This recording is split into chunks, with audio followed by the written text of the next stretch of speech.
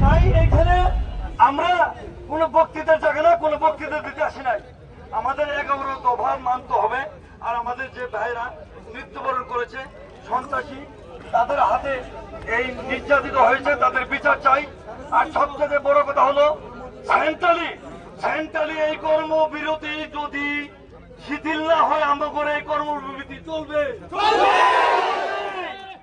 Centrally চলবে। আমরা আজকে অনেক কষ্ট নিয়ে এখানে হাজির হয়েছি।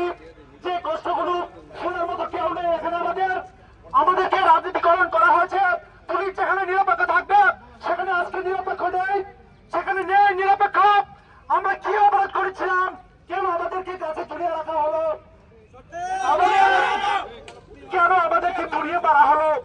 কেন আমাদেরকে শতাধিক লোককে মারা হলো? আমাদের কোনো কি অভিভাবক ছিল না? কোথায় ছিল তারা? প্রধানমন্ত্রী সহ নতুন আইজিপির কাছে আমাদের প্রশ্ন, এমনটা যেন কখনো না হয়। যতগুলো লোক শহীদ হয়েছে আর যেন কাউকে এরকম ভাবে শহীদ হতে না হয়, আর যেন কাউকে শহীদ হতে না হয়। রাজনীতিকরণ বাদ দিতে হবে আমাদেরকে, রাজনীতিকরণ বাদ দিতে হবে পুলিশ বিভাগ থেকে। ধন্যবাদ সবাইকে।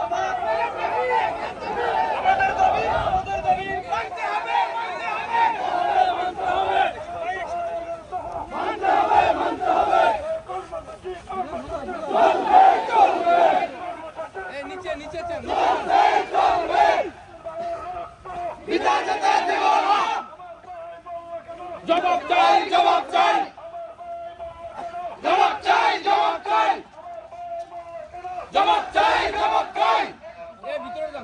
মানতে হবে, মানতে হবে, মানতে হবে, মানতে হবে। চাই, জবাব চাই। গুলি হারার গেলে কই? জবাব চাই, জবাব চাই। মানতে হবে, মানতে হবে।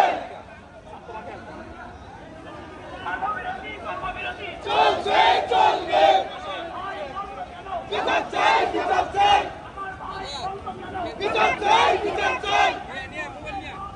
পুলিশের সংস্কার মারে বয় চলবে। জবাব চাই, জবাব চাই। চলছে, চলবে। এই মুহূর্তে সংস্কার।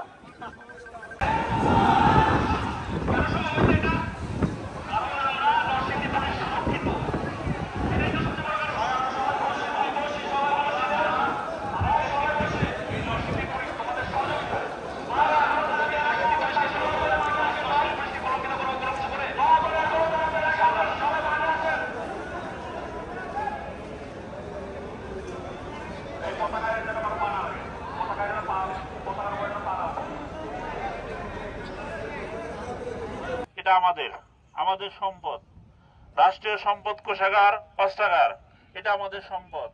আপনারা কি সবাই একমত আছেন এটার প্রতি? আমরা